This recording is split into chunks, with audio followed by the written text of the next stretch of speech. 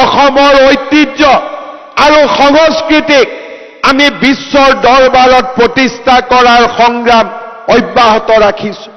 চৰাইদেউ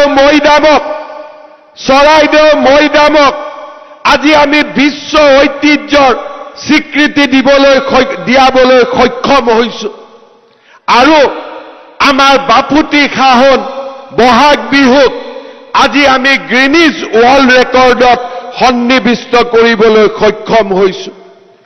অসমীয়া ভাষা পুৰণি নে বঙালী ভাষা পুৰণি, অসমীয়াৰ পৰা বঙালীৰ সৃষ্টি হৈছে নে বঙালীৰ পৰা অসমীয়াৰ সৃষ্টি হৈছে, সেই বিতৰ্কৰ অৱসান ঘটাই প্ৰধানমন্ত্ৰী নৰেন্দ্ৰ মোদী ডাঙৰীয়াই আমাৰ ভাষা জননী অসমীয়া ভাষাক ক্লাছিকেল লেংগুৱেজৰ মৰ্যাদা প্ৰদান কৰিলে আৰু অহা 23 ফেব্ৰুৱাৰীত 10,000 শিল্পীৰে আমাৰ চাহ বাগিচাৰ সংস্কৃতি ঝুমুৰ নৃত্যক আমি সৰু সজাইত প্ৰদৰ্শন কৰাৰ বাবে আন এক ঐতিহাসিক সিদ্ধান্ত গ্ৰহণ কৰিছো।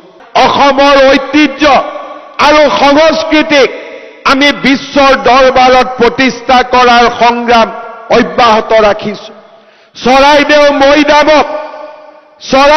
মৈদামক আজি আমি বিশ্ব ঐতিহ্যৰ স্বীকৃতি দিয়াবলৈ সক্ষম হৈছো আৰু আমাৰ বাপুতিসাহোন বহাগ বিহুক আজি আমি গ্ৰীনিজ ৱৰ্ল্ড ৰেকৰ্ডত সন্নিৱিষ্ট কৰিবলৈ সক্ষম হৈছো।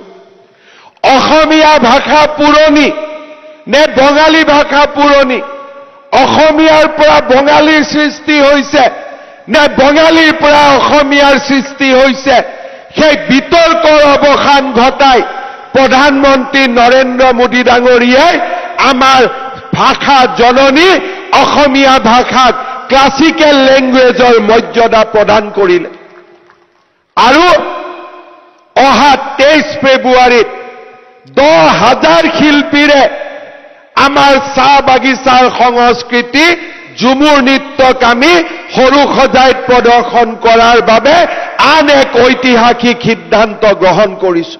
অসমৰ ঐতিহ্য আৰু সংস্কৃতিক আমি বিশ্বৰ দৰবাৰত প্ৰতিষ্ঠা কৰাৰ সংগ্ৰাম অব্যাহত ৰাখিছো। চৰাইদেউ মৈদামক আজি আমি বিশ্ব ঐতিহ্যৰ স্বীকৃতি দিয়াবলৈ সক্ষম হৈছো আৰু আমাৰ বাপুতিসাহোন বহাগ বিহুক আজি আমি গ্ৰীনিজ ৱৰ্ল্ড ৰেকৰ্ডত সন্নিৱিষ্ট কৰিবলৈ সক্ষম হৈছো।